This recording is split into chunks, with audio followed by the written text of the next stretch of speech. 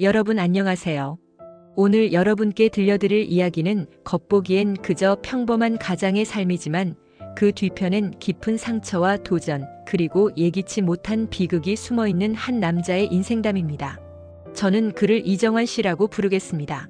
이정환 씨는 올해 69살, 이제 막 이른을 바라보는 나이에 접어든 평범한 어르신입니다. 한때는 특별할 것 없는 삶을 살았지만 지금 돌아보면 그의 인생엔 크고 작은 굴곡과 상처들이 겹겹이 쌓여 있었습니다. 그가 처음부터 이렇게 힘겹게 살았던 것은 아닙니다. 젊은 시절에 이정환 씨는 누구보다 부지런했고 성실한 사람이었습니다. 그는 지방의 작은 마을에서 태어나 논밭 주변을 뛰놀며 자란 토박이었습니다. 어린 시절에 부모님은 부유하진 않았지만 정직하게 농사일에 매진했고 그도 그런 부모님을 보며 부지런함과 성실함이 삶의 기본임을 몸에 익혔습니다. 학교 성적이 아주 뛰어나진 않았지만 손재주가 좋고 사람들과 어울리는 걸 좋아해 늘 주변에 친구들이 많았습니다.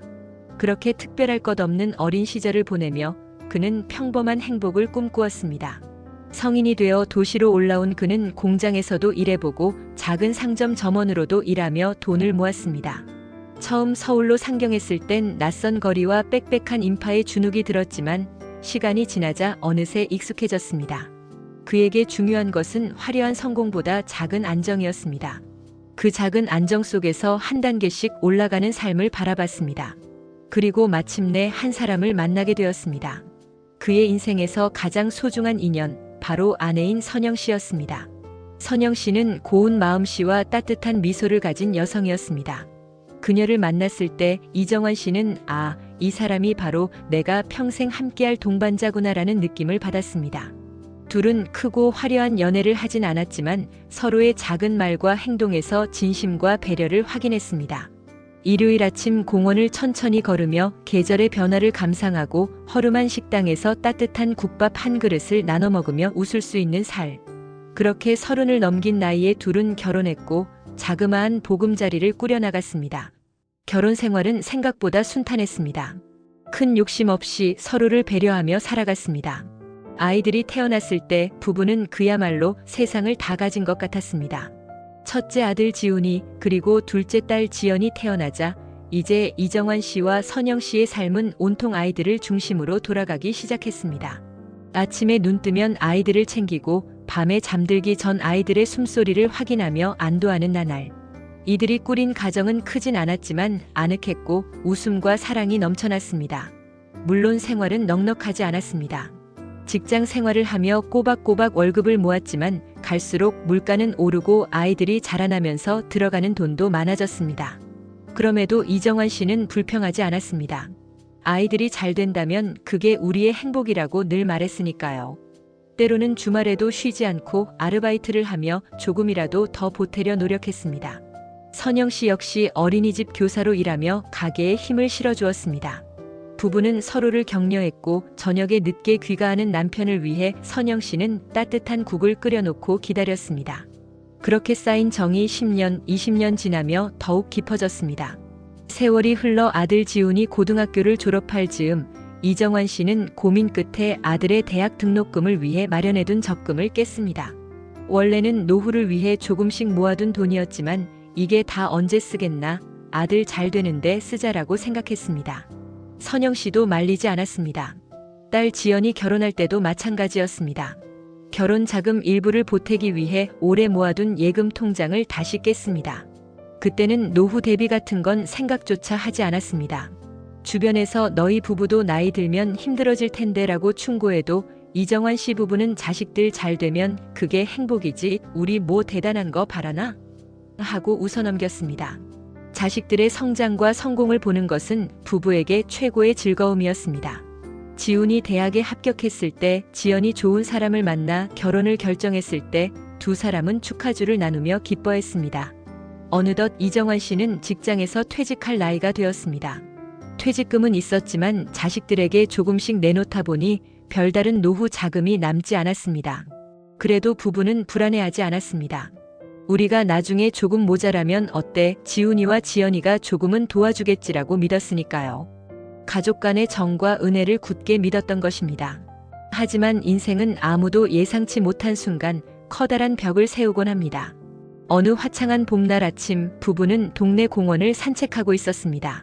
서늘한 바람이 볼을 스치고 머리 위에 벚꽃이 흩날리는 계절이었습니다. 이정환 씨는 아내 손을 잡고 오늘 저녁은 된장찌개 어때? 오랜만에 집에서 정성껏 끓여보자고 말했습니다. 선영 씨는 밝은 얼굴로 좋지, 당신이 재료 사오면 내가 맛있게 해줄게라고 답했습니다. 그런데 그 순간 선영 씨가 갑자기 한 손을 놓으며 휘청거렸습니다. 여보, 왜 그래? 놀란 이정환 씨는 불이 나게 아내를 붙잡았지만 그녀는 눈을 감은 채 쓰러져 버렸습니다. 황급히 119를 불러 병원으로 달려간 후 알게 된 건 아내가 심각한 뇌출혈 상태라는 사실이었습니다. 의사는 수술이 필요하나 고액의 의료비가 든다고 설명했습니다. 이정환 씨는 주저하지 않았습니다. 어떻게든 마련하겠습니다. 꼭 살려주세요. 집을 팔고 남은 예금을 모두 깨도 부족했습니다. 자식들에게 도움을 청했지만 돌아온 것은 아버지, 저도 지금 여유가 없어요라는 차가운 대답뿐이었습니다. 평생 바친 그들의 부모였건만 위기 앞에서 자식들은 등을 돌리고 말았습니다. 이정환 씨는 마침내 고리대 금업자를 찾아가 눈물을 머금고 서류에 서명했습니다. 이자가 아무리 높아도 좋았습니다. 아내를 살릴 수 있다면.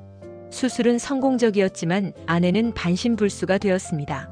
말도 제대로 하지 못하고 의식도 희미한 상태로 누워만 있었습니다. 의료비는 계속 커졌고 이미 모든 걸 털어넣은 이정환 씨에게 남은 건 빚뿐이었습니다. 매일 아내에게 힘내, 우리 다시 산책도 가고 맛있는 집밥 먹어야지라고 속삭였지만 아내는 아무런 반응도 보이지 않았습니다.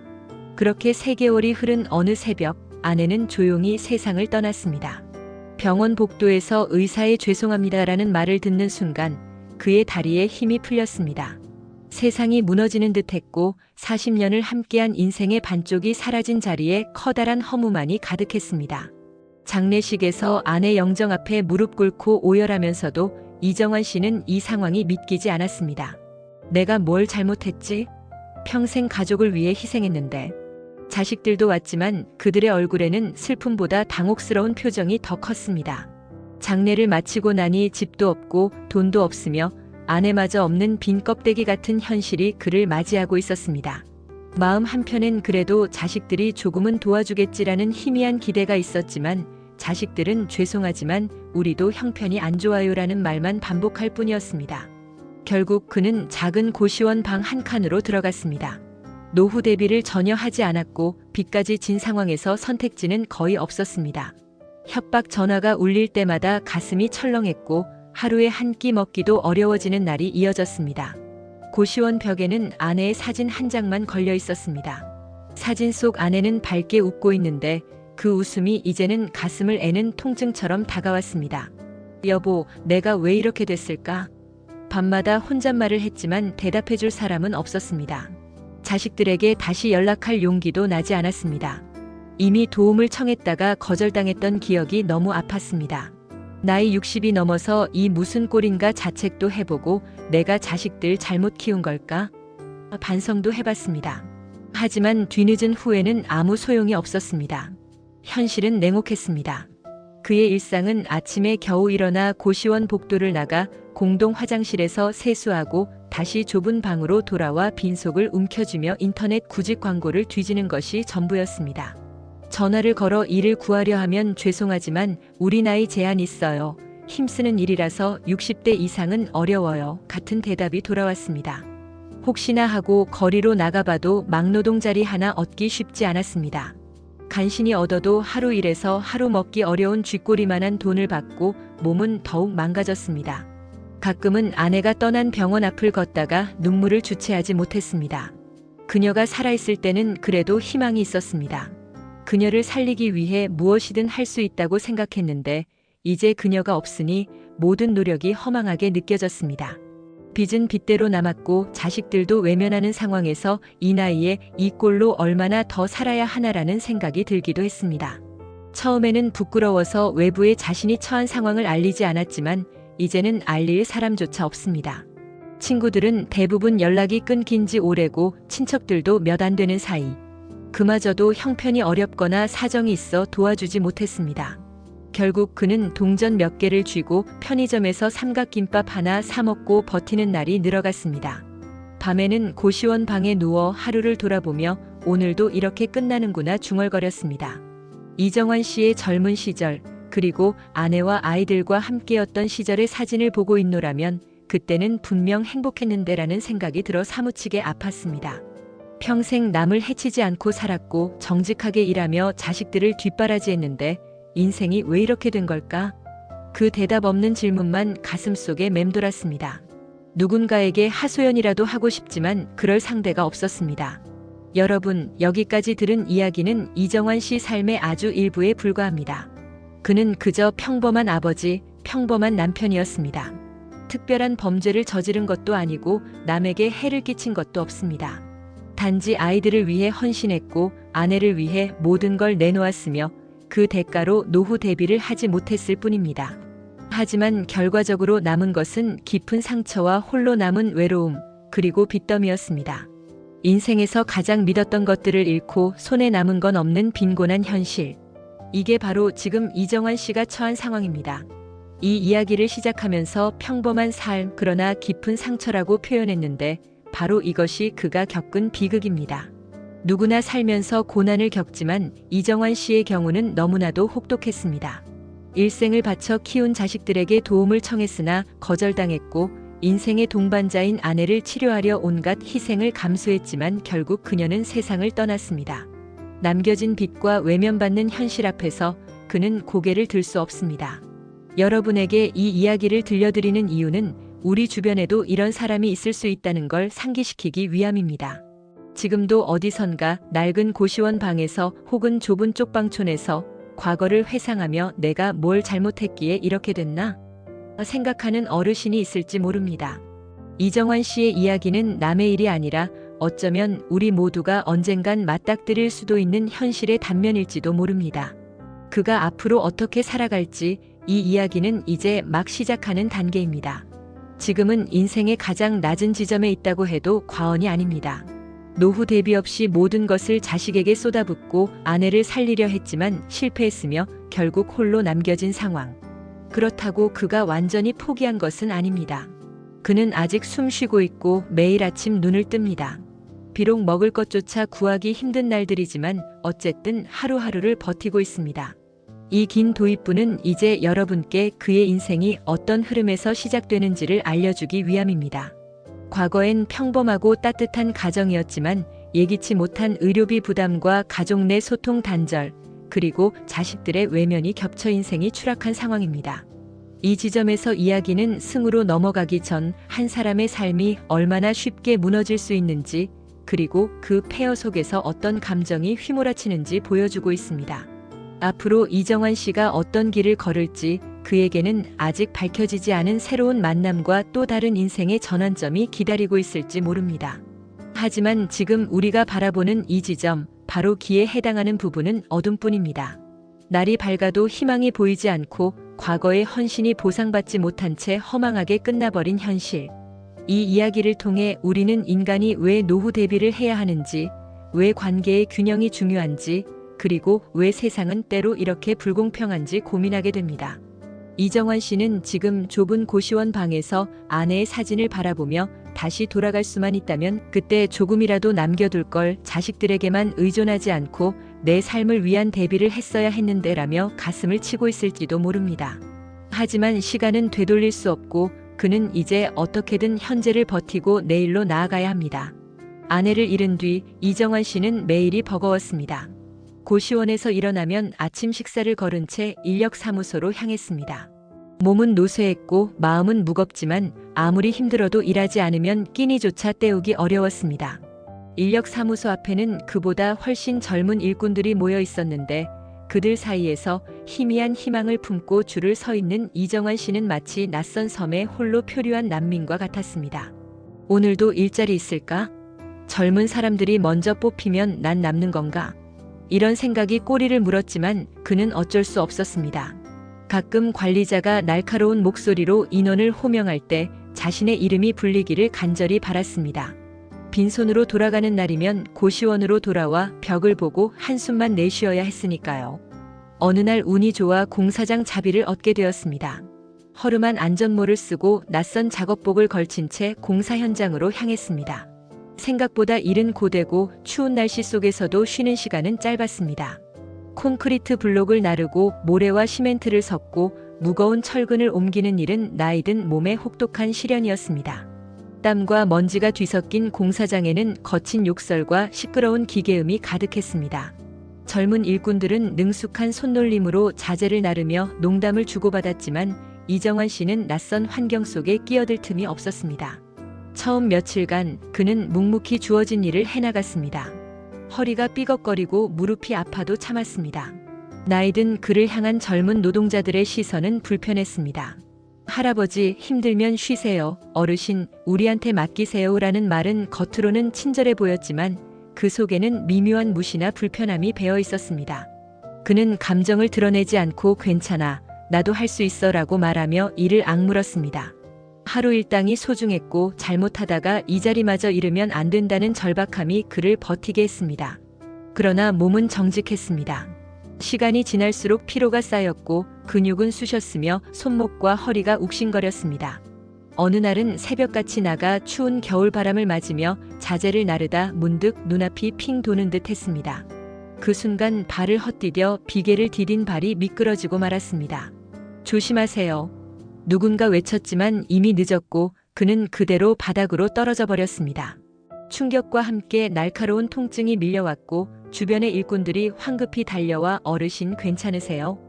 라며 그를 일으켜 세웠습니다. 다리에 심한 통증을 느낀 그는 정신이 아찔했습니다. 구급차를 부를 상황은 아니었지만 스스로 걸어가기 힘들 정도였습니다. 반장은 상황을 보고 병원 가보세요. 그런데 치료비는 어떡하시나라며 난처한 표정을 지었습니다. 이정환 씨는 지갑을 뒤져봤지만 거의 텅 빈 상태였고 치료비를 낼 여유가 전혀 없었습니다. 집도 없고 돈도 없고 가족도 외면하는데 이제 다리까지 다쳤으니 어쩌지? 이 생각이 머릿속을 휘감고 절망감이 밀려왔습니다. 결국 그날 일은 더하지 못하고 현장을 떠나야 했습니다. 절뚝이며 현장을 나서는데 마음은 한없이 무거웠습니다. 고시원으로 돌아와도 마찬가지였습니다. 이 다리 상태로 다시 공사장에 갈 수 있을까? 일을 못하면 당장 먹고 살 돈도 없는데. 한숨만 나왔고 눈물이 왈칵 쏟아질 것 같았습니다.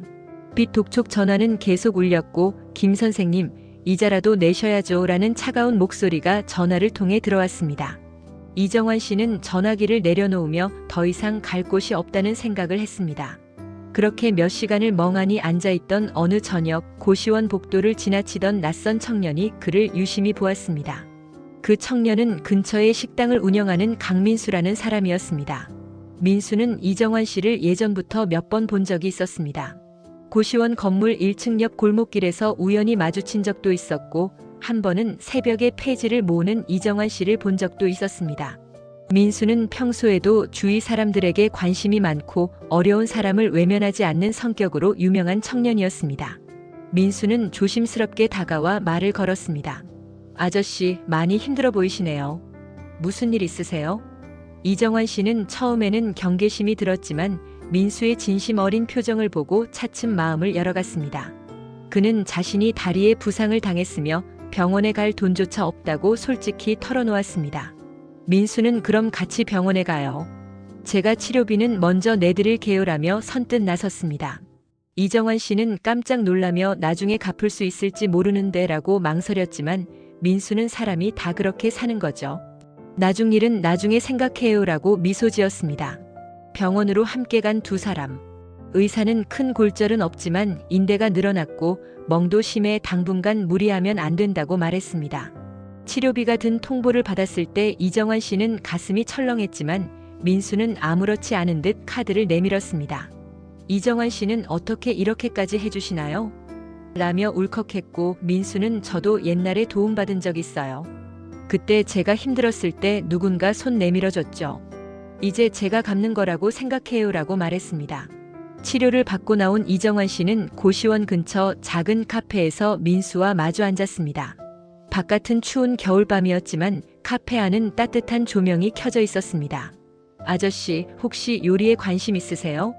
민수가 조심스럽게 물었습니다. 이정환 씨는 요리라니요. 난 한 번도 요리라고 할 만한 걸 해본 적이 없어요. 집에서 아내가 해준 밥 먹는 게 전부였지라며 쓴웃음을 지었습니다. 민수는 사실 제가 식당을 운영하고 있는데 최근에 일손이 부족해요. 나이 드셨지만 의지만 있다면 간단한 일부터 천천히 시작할 수 있어요. 설거지나 야채 다듬기부터 그리고 차츰 배워나가면 되지 않을까요? 라고 제안했습니다. 이정환 씨는 얼떨떨했습니다. 공사장 일조차 제대로 소화 못하는 나이에 식당이라니. 하지만 민수의 눈빛에는 진심이 깃들어 있었습니다. 제가 한 번도 요리를 해본 적은 없지만 그래도 민수 씨가 이렇게 도와주시니 감사해요. 제가 폐를 끼치지 않을까요? 라며 머뭇거렸습니다. 민수는 천천히 하시면 돼요. 저는 아저씨가 노력해준다면 좋겠어요. 또 이렇게라도 도와드리고 싶어요라고 말했습니다. 이정환 씨는 눈물이 핑 돌았습니다. 누군가 이렇게 손을 내밀어 주는구나. 내 인생이 이렇게 끝나지 않는구나라는 생각에 가슴이 울컥했습니다. 그는 조심스럽게 고개를 끄덕이며 그럼 저 열심히 해볼게요라고 대답했습니다. 민수는 좋아요. 내일부터 시작할까요? 라며 환히 웃었고 이정환 씨는 그 웃음을 보며 오랜만에 마음속에 작은 불씨가 살아나는 걸 느꼈습니다. 다음 날 아침 이정환 씨는 민수의 식당을 찾아갔습니다. 식당은 크진 않았지만 깔끔하고 아늑한 분위기였습니다. 주방 안에는 스테인리스 조리대와 각종 조리 도구들이 정리정돈되어 있었고 한쪽에는 신선한 야채와 재료들이 가지런히 놓여 있었습니다. 민수는 앞치마를 건네며 자, 오늘부터 잘 부탁드려요. 처음엔 설거지나 재료 손질 같은 간단한 일부터 하시면 돼요 라고 말했습니다. 손을 씻고 앞치마를 맨 이정환 씨는 낯선 환경에 조금 긴장했지만 이전의 공사장이나 거리 생활에 비하면 훨씬 나았습니다. 최소한 여기엔 누군가 그를 진심으로 받아들이고 가르쳐 주려는 의도가 있었고 차가운 바람 대신 조리 냄비에서 올라오는 따뜻한 김이 공기 중에 퍼져 있었습니다. 처음에는 설거지를 하는데 손목이 아팠지만 꾸준히 하다 보니 점점 익숙해졌습니다. 민수는 천천히 하세요. 너무 무리하지 마시고라고 배려해 주었습니다. 야채를 다듬을 때는 이렇게 칼질하면 더 편해요라며 간단한 팁을 알려주었습니다. 이정환 씨는 아, 이게 요리 보조란 거구나 생각하며 익숙해지기 위해 노력했습니다. 민수는 중간중간 이정환 씨를 격려했습니다. 어르신 잘하고 계세요. 옛날에 저도 처음 식당 시작할 때 많이 서툴렀어요. 시간이 지나면 감도 잡히고 손에 익을 거예요. 이정환 씨는 이런 말 한마디가 큰 힘이 되었습니다. 오랜만에 누군가 자신을 신뢰해주는 느낌이었습니다. 더불어 이곳에서는 젊은 일꾼들의 불편한 시선도 막노동판의 거친 환경도 없었습니다. 대신 따뜻한 불빛 아래서 주방칼 소리와 냄비 끓는 소리가 조화를 이루며 조금이나마 안정된 생활을 꿈꿀 수 있는 공간이 존재했습니다. 며칠 뒤 이정환 씨는 설거지나 야채 손질에 어느 정도 익숙해졌습니다. 민수는 오늘부터 간단한 국물 맛 좀 봐주세요. 제가 만드는 육수를 맛보고 어떤지 말씀해 주세요 라고 부탁했습니다. 이정환 씨는 긴장한 채 한 숟갈 떠먹었습니다. 맛본 육수는 깔끔했지만 어딘가 허전한 느낌이 들었습니다. 그는 조심스럽게 여기다 조금 더 감칠맛 나게 하는 게 어떨까요? 옛날에 아내가 된장찌개 끓일 때 멸치 다시물을 진하게 해서 감칠맛을 냈거든요 라고 말했습니다. 민수가 오, 그런 비법이 있으세요? 한번 시도해 볼게요 라며 흥미로워했고 이정환 씨는 깜짝 놀랐습니다. 내 말이 도움되네? 하며 속으로 웃음 지었습니다. 오랜만에 누군가와 대등하게 대화하는 느낌, 자신의 의견이 존중받는 느낌은 그를 기쁘게 했습니다. 더불어 그 순간 아내와 함께 지내던 시절의 추억이 떠오르며 가슴이 뭉클했지만 슬픔보다는 따뜻한 회상이었습니다. 민수는 이정환 씨의 조언대로 육수 맛을 바꿔보았고 그날 저녁 손님 중 몇 명이 오늘 국물 맛이 더 좋아진 것 같아요 라고 칭찬했습니다. 민수는 어르신 덕분이에요. 감사합니다라며 활짝 웃었고 이정환 씨는 순간 눈물이 나올 뻔했습니다. 누군가 자신에게 감사하다고 말하는 순간이 오랜만이었으니까요. 이정환 씨는 작은 목소리로 내가 별건 아니지만 조금이라도 도움이 된다니 다행이네라고 답했습니다. 이후 이정환 씨는 조금씩 식당 운영에 익숙해져 갔습니다. 물론 아직 칼질이나 불 조절 같은 본격 요리는 할 수 없었지만 민수는 절대 서두르지 않았습니다. 어르신 천천히 배우세요. 나도 처음엔 서툴렀으니 중요한 건 정성과 마음이잖아요. 민수의 이런 태도가 이정환 씨를 편안하게 만들었습니다. 공사장에서는 늘 쫓기는 느낌이었고 거리에서는 아무도 그를 신뢰하지 않았는데 여기서는 최소한 누군가 그를 믿고 기다려주는 분위기가 있었습니다. 이정환 씨가 가장 좋아하게 된 순간은 아침에 문을 열기 전 민수와 함께 식자재를 점검하는 시간이었습니다. 민수는 야채나 육류를 하나씩 꺼내 보여주며 오늘은 이 재료로 어떤 메뉴를 낼지 생각해봐요. 옛날에 아내분이 해주시던 요리 중에 떠오르는 것 있나요? 라고 물었습니다. 이정환 씨는 가만히 생각을 떠올리며 봄철에는 쑥국을 좋아했는데 이 시기는 쑥이 없으니 대신 미역국이나 시래기국 같은 걸 해보면 어떨까 제안하기도 했습니다. 민수는 귀담아 들으며 좋은 생각이에요. 요즘 손님들 건강식 좋아하시니까 잘 어울릴 것 같아요 라고 호응했습니다. 한편 고리대금 업체의 빚 문제는 아직 해결되지 않았습니다. 하지만 이정환 씨는 최소한 이제 작은 수입이라도 안정적으로 얻을 수 있으리라 생각했습니다. 민수와 상의 끝에 급여는 많지 않지만 일정 금액을 받을 수 있었고 그 돈으로 일단 고시원비를 내고 최소한의 식비를 마련할 수 있었습니다. 물론 고리대금 이자까지 감당하기는 어려웠지만 민수는 어르신 너무 걱정하지 마세요. 천천히 길을 찾아보죠라고 격려했습니다. 민수가 소개해준 작은 희망의 길은 이정환 씨에게 생존 이상의 의미를 부여했습니다. 그저 하루를 때우며 연명하던 삶에서 이제는 자신이 만든 국물을 누군가 맛보고 즐거워하는 순간이 생긴 것입니다. 이정환 씨는 내가 이렇게 다시 누군가에게 도움이 될 수 있구나 하고 깨달았습니다. 사람은 누구나 의미 있는 역할을 하고 싶어 하고 지금 이정환 씨는 민수의 식당에서 그런 의미를 조금씩 되찾아가고 있었습니다. 이정환 씨가 식당에서 일하기 시작한 후 주변 상인들도 그를 다른 눈으로 보았습니다. 아, 저분이 민수 씨 식당에서 일하는 분이구나. 민수 씨가 참 좋은 일 하네. 동네 사람들이 수군거리며 칭찬했고 이정환 씨 역시 마을 분위기 속에서 조금씩 마음의 문을 열었습니다. 한 번은 슈퍼 주인이 어르신 여기 귤 좀 드세요. 가끔 에너지도 보충하시고라며 작은 호의를 베풀기도 했습니다.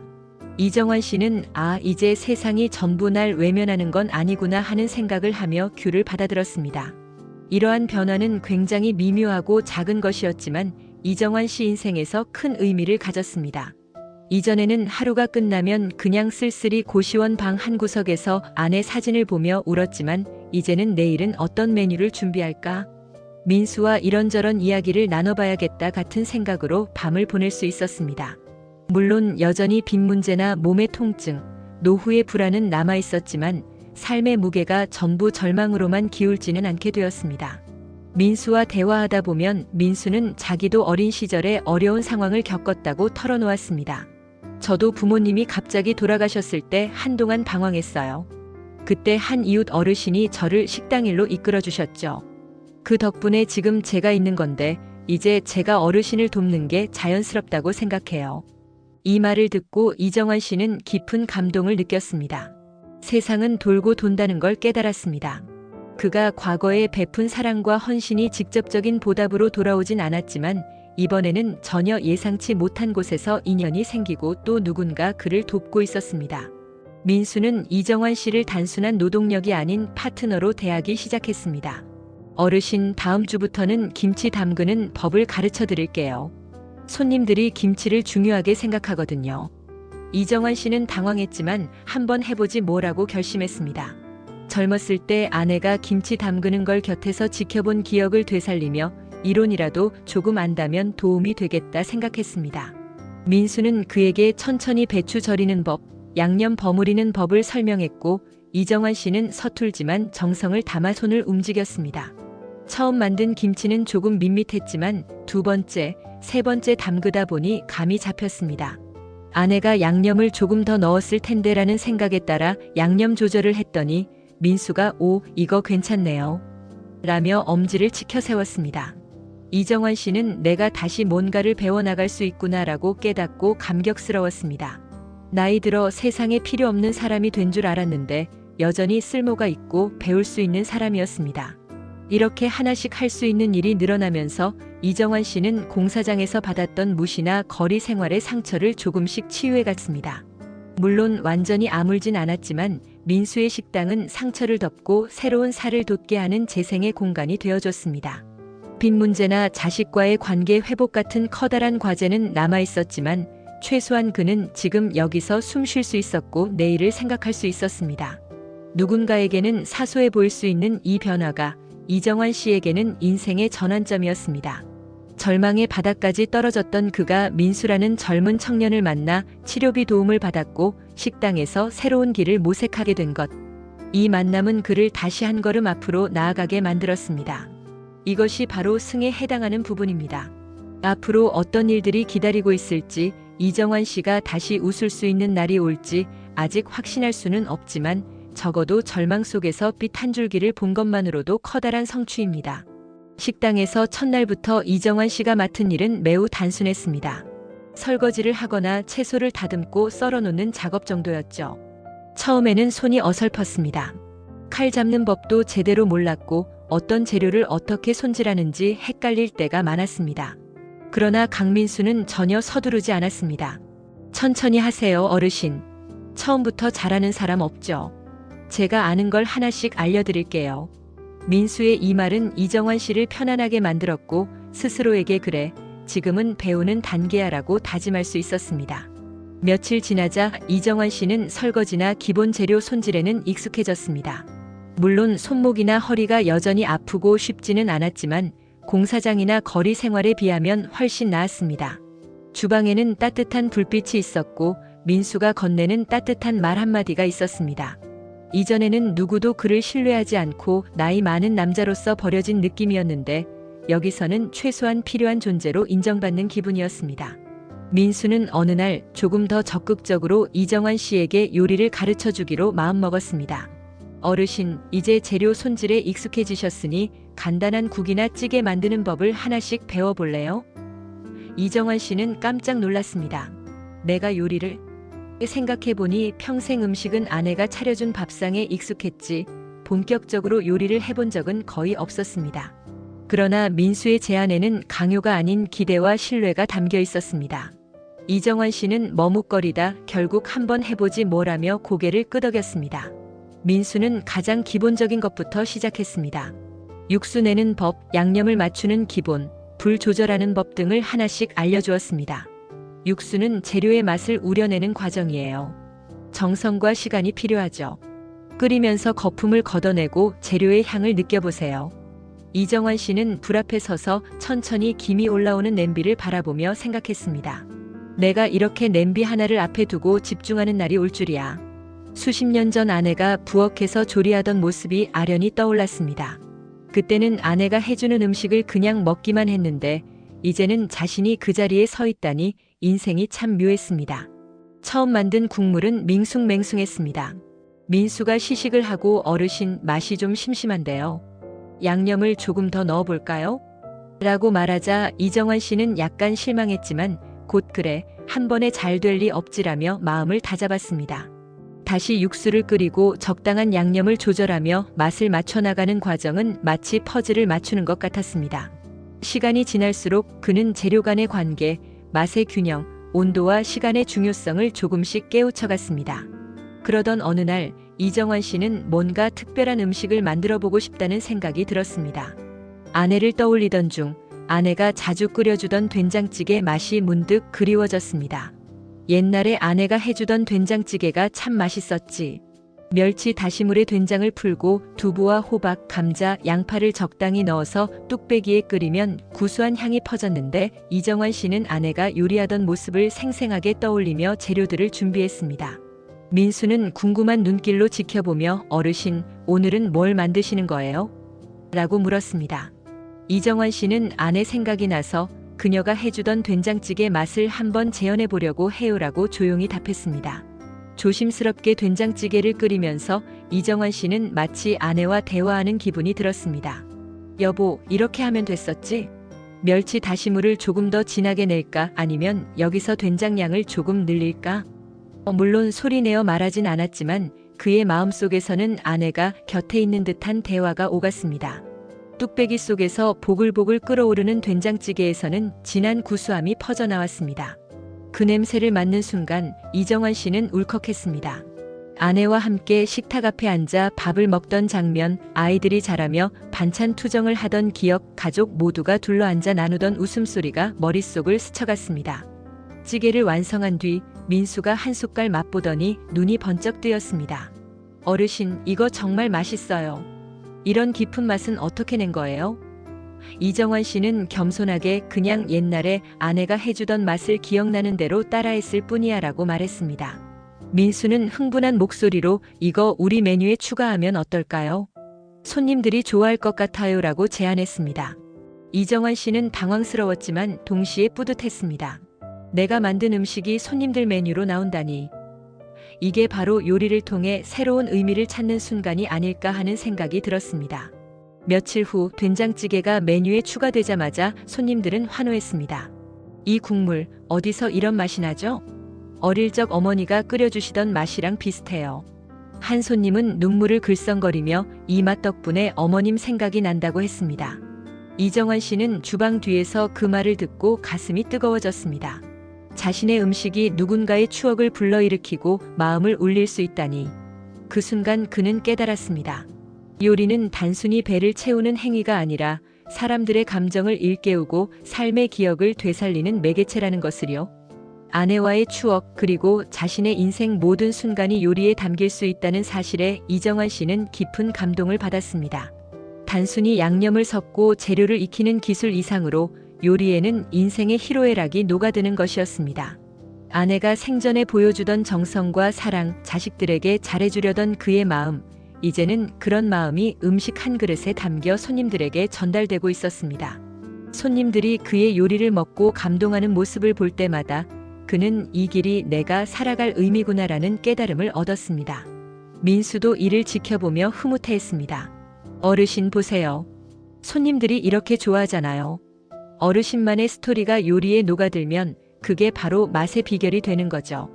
이정환 씨는 미소를 지으며 네, 나도 이제 알 것 같아요. 내가 겪은 인생, 아내와 쌓은 추억이 이 국물 한 숟갈에 녹아드는구나라고 답했습니다. 그의 목소리는 한결 부드러워졌습니다. 전에는 비참한 현실에 분노하거나 슬퍼했지만 이제는 음식 냄새와 손님들의 반응 속에서 작은 기쁨과 위안을 발견하고 있었습니다. 요리는 그에게 선택지가 아니었던 시절이 있었습니다. 아내가 있을 때는 그냥 식탁에 앉아 밥을 먹는 것이 전부였고 아내를 잃고 나서는 요리를 할 이유나 여유가 전혀 없었습니다. 그러나 이제 그는 요리사를 꿈꾸지는 않더라도 최소한 주방에 서서 땀을 흘리며 냄비에 국물을 끓이며 새로운 인생을 살아갈 수 있었습니다. 재료 하나를 다듬을 때마다 아내를 떠올리고 자신의 과거를 되돌아보며 맛을 다듬을 때마다 과거의 아픔도 조금씩 희석되는 듯 했습니다. 손님들 중에는 단골이 생기기 시작했습니다. 이 집 된장찌개가 생각나서 다시 왔어요 라고 말하는 손님은 물론이고 옛날 고향집 맛과 똑같아요 라며 감탄하는 이들도 있었습니다. 몇몇 손님들은 이정환 씨를 찾아와 직접 인사를 건네기도 했습니다. 사장님, 이 요리는 누가 만들었는지 궁금하네요. 정말 특별한 맛이 나요. 그때 민수는 웃으며 우리 주방 어르신이 만드신 거랍니다 라고 소개했고 이정환 씨는 쑥스럽게 고개를 숙였습니다. 저 그냥 조금 옛날 맛을 내본 건데 다행히 마음에 드셨나 봐요. 손님들은 더 자주 올게요 라며 약속하고 떠났습니다. 이렇게 손님들의 반응 속에서 이정환 씨는 다시 한번 삶의 의미를 찾았습니다. 과거 아내를 잃고 자식들에게 외면당했을 때 그는 완전히 무너졌지만 이제는 자신이 만든 음식으로 누군가의 마음을 움직일 수 있음을 깨달았습니다. 사람들이 그의 요리를 맛보고 추억을 떠올리며 따뜻한 감정을 느끼는 그 순간 그는 단순히 생계를 위한 일꾼이 아니라 누군가의 삶을 윤택하게 하는 역할을 하고 있었습니다. 민수는 이런 변화를 지켜보며 어르신 정말 대단하세요. 처음에 주방에 들어오셨을 때만 해도 요리 경험이 전무하셨는데 이제 이렇게 많은 사람들에게 감동을 주시다니라고 찬사를 보냈습니다. 이정환 씨는 민수 내가 잘 가르쳐줬으니 그렇지. 그리고 아내에게도 고마워해야지. 이 맛은 결국 아내가 내게 남긴 선물이니까라고 말했습니다. 그 말에 민수는 고개를 끄덕이며 그럼 우리 이 맛을 좀 더 발전시켜 볼까요? 다른 메뉴에도 어르신의 추억을 담아보면 어떨까요? 라고 제안했습니다. 그 후 이정환 씨는 아내가 생전에 자주 해주던 다른 음식들도 하나씩 떠올려 봤습니다. 김치찌개, 갈비찜, 나물무침, 장아찌류 등. 어릴 때 자식들이 편식하면 아내가 어떤 식으로 맛을 내 설득했는지, 명절 때는 어떤 순서로 음식을 준비했는지 하나씩 기억을 더듬으며 재현하려고 노력했습니다. 물론 그대로 복원하기란 쉽지 않았지만 조금씩 양념을 조정하고 재료를 바꿔가며 노력했습니다. 민수와 함께 시식하고 때로는 손님들의 의견을 들어보며 메뉴를 개선했습니다. 이 과정에서 이정환 씨는 요리가 단순한 기술이 아니라 삶의 이야기를 담는 도구임을 확실히 깨달았습니다. 아내와의 추억, 자식들을 위한 마음, 젊은 시절의 고생, 모두 음식 한 그릇에 녹아들 수 있었습니다. 손님들이 그런 그의 이야기를 몰라도 맛을 통해 미묘하게 느낄 수 있다는 점이 신기했습니다. 요리는 말보다 강력한 메시지로 사람들의 마음에 닿았고 그는 이를 통해 과거의 상처를 조금씩 치유하고 있었던 겁니다. 오래전 아내가 건강했을 때 가졌던 평범한 행복을 이제는 다른 형태로 되살려나가는 과정이었습니다. 그때는 몰랐습니다. 아내의 밥상이 얼마나 소중하고 정성스럽게 만들어진 것이었는지. 이제는 그가 주방에 서서 아내의 손맛을 흉내내면서 이렇게 해서 나를 기쁘게 했었구나, 그녀가 이렇게 정성을 들였구나를 새롭게 이해하게 되었습니다. 이 과정을 통해 아내에 대한 그리움은 단순한 슬픔을 넘어서 감사와 존경으로 변화했습니다. 언젠가 한 손님이 그의 음식을 먹고 난 뒤 조용히 다가와 이런 말을 했습니다. 이 국물 맛에 어머니 생각이 나서 눈물이 났어요. 돌아가신 지 오래되셨는데 갑자기 그 시절로 돌아간 듯한 기분이 들었어요. 감사해요. 이정환 씨는 깊은 울림을 느꼈습니다. 자신의 음식이 누군가의 마음을 어루만졌다는 사실이 그렇게나 크게 다가왔습니다. 말 한마디 건네지 않아도 요리를 통해 그는 누군가에게 위로가 되고 희망이 되었다는 것을 알게 되었습니다.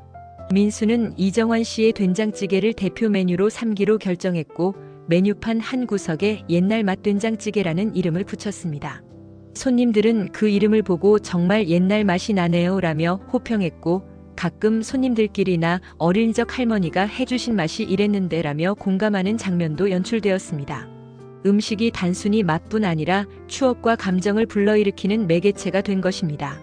이정환 씨는 이제 더 이상 절망에 빠진 노인이 아니었습니다. 비록 빚 문제나 자식들과의 관계 같은 어려운 숙제들은 남아있었지만 적어도 하루하루를 무기력하게 보내지는 않았습니다. 매일 아침 식당에 나와 재료를 손질하면서 오늘은 어떤 마음으로 이 국물을 끓일까? 어떤 추억을 살려볼까? 생각하고 손님들의 반응을 상상하며 뿌듯해했습니다. 손님들의 미소가 그리고 민수의 격려가 그의 마음을 움직였고 그는 다시금 살아있음을 느낄 수 있었습니다. 민수와 함께 식당을 운영한 지도 어느덧 몇 달이 흘렀습니다. 이정환 씨가 만들어낸 옛날 맛 된장찌개와 각종 반찬, 국물 요리는 이미 지역에서 유명해졌고 손님들은 맛과 향을 즐기며 매일같이 찾아왔습니다. 손님들 사이에서는 이 집 음식은 단순히 맛있는 게 아니라 마음까지 따뜻하게 해준다는 소문이 돌았습니다. 어느 날 지역 신문 기자가 다시 찾아와 인터뷰를 요청했고 이정환 씨는 쑥스럽게 웃으며 난 그냥 옛날 기억을 살려 맛을 낼 뿐이에요 라고 겸손하게 대답했습니다. 그 후로 방송사 PD, 유튜브 크리에이터, 블로거들이 몰려들었습니다. 한때 거리로 내몰린 노인, 요리로 인생 역전이라는 스토리는 사람들의 관심을 사로잡기 충분했습니다. 다큐멘터리가 제작되고 인터넷에도 그의 이야기가 퍼져나갔습니다. 댓글창에는 이 할아버지의 삶을 통해 희망을 얻었다. 나도 부모님께 더 잘해야겠다 같은 반응들이 줄을 이었고 식당 앞에는 먼 곳에서 일부러 찾아오는 손님들이 생겼습니다. 어떤 사람은 방송 보고 왔어요. 꼭 한번 이 국물을 맛보고 싶었어요. 라며 감격스러워했고 이정환 씨는 그들의 반응에 눈물을 참아야 할 정도였습니다. 식당이 바빠지자 민수는 직원을 더 뽑을까 고민했지만 이정환 씨는 너무 서두르지 말자. 지금 이대로도 좋아라고 말했습니다. 이곳은 단순한 사업장이 아니라 이정환 씨에게 인생의 재출발점이었기 때문입니다. 민수도 동의했고 둘은 규모를 크게 키우기보다 매일매일 정성껏 음식을 만드는 데 집중했습니다. 방송 출연 후에도 이정환 씨는 변함없이 새벽에 나와 재료 손질을 하고 아내를 떠올리며 국물을 끓였으면 손님들의 반응을 진심으로 귀담아 들었습니다. 그러던 어느 날 식당 문이 열리면서 낯익은 얼굴들이 들어왔습니다. 바로 아들 지훈이와 딸 지혜, 그리고 손주들이었습니다. 이정환 씨는 순간 심장이 덜컥 내려앉는 듯한 기분이 들었습니다. 한때 도움을 요청했을 때 외면했던 자식들, 아내가 세상을 떠났을 때도 별다른 힘이 되어주지 못했던 그들이 지금 왜 온 걸까? 마음 한구석에서 분노와 서운함이 다시 살아났지만 동시에 이들이 방송을 보고 찾아온 건가 하는 궁금증도 들었습니다. 지훈과 지혜는 머뭇거리며 다가왔습니다. 손주들은 낯선 분위기에 조용히 부모 뒤에 서 있었습니다. 지훈이 먼저 말을 꺼냈습니다. 아버지 죄송합니다. 우리가 너무 이기적이었어요. 방송을 보고 아버지가 얼마나 힘든 시간을 보내셨는지 알게 됐어요. 목소리가 떨렸고 눈에는 눈물이 맺혔습니다. 지혜 또한 아버지 정말 미안해요. 그땐 왜 그렇게밖에 못했는지 모르겠어요. 이제라도 용서받을 수 있을까요? 라며 흐느꼈습니다. 이정환 씨는 복잡한 감정에 휩싸였습니다. 과거의 배신감과 서운함이 떠올랐지만 눈물 흘리는 자식들을 보니 그냥 모질게 밀어낼 수도 없었습니다. 게다가 손주들이 커다란 눈으로 할아버지를 바라보는 모습을 보니 세대가 이어지는 시간의 흐름이 가슴에 와닿았습니다. 그동안 혼자만의 삶에 익숙해진 자신이었지만 이들이 가족이라는 사실은 변하지 않았습니다. 한참 침묵하던 그 순간 민수가 다가와 어르신 일단 자리 잡고 앉으시죠. 따뜻한 차 한 잔 드릴 게요라며 중재했습니다. 가족 모두 식당 한쪽 테이블에 앉았습니다. 손주들은 낯선 분위기에 주눅 들었지만 이정환 씨는 그들에게 이름이 뭐니? 라고 물으며 조심스럽게 말을 걸었습니다.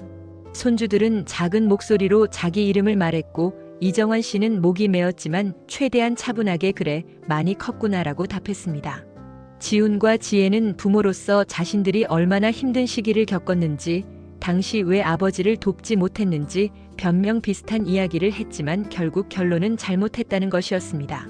아버지를 외면했던 걸 용서해 주세요. 아무리 힘들었어도 그렇게 하면 안 됐다는 걸 이제야 깨달았어요. 지훈이 고개를 숙이고 지혜는 눈물을 닦으며 아버지 늦었지만 다시 가족으로 돌아가고 싶어요라고 말했습니다. 이정환 씨는 쉽게 대답할 수 없었습니다. 마음 한편에는 왜 이제서야? 하는 서운함이 남았고 또 다른 한편에서는 그래도 내 자식이고 손주들인데라는 온기가 밀려왔습니다. 민수는 묵묵히 이 장면을 지켜보며 이들 가족이 스스로 해결할 문제라는 걸 알고 있었기에 개입하지 않았습니다.